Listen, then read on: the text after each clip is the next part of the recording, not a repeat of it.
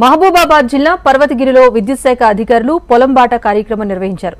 విద్యుత్ వినియోగంలో తీసుకోవాల్సిన జాగ్రత్తలు, విద్యుత్ పొదుపుపై అవగాహన కల్పించారు.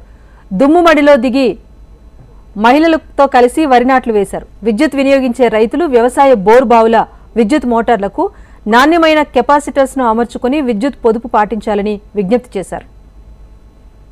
ప్రతిష్టాత్మకంగా చేపట్టినటువంటి పొలం బాట కార్యక్రమం రైతుల దగ్గర ఏం సమస్యలున్నాయి, పొలాలలో ఏ సమస్యలున్నాయి, కరెంటుకు సంబంధించినటువంటి సమస్యలు అవి తెలుసుకొని వాటన్నిటిని కూడా క్షుణ్ణంగా సాల్వ్ చేయాలని మా గౌరవ సిఎండి గారు Shri Karnati Varun Reddy northern power distribution కంపెనీకి సంబంధించిన చైర్మన్ అండ్ మేనేజింగ్ డైరెక్టర్ గారు చెప్పడం జరిగింది.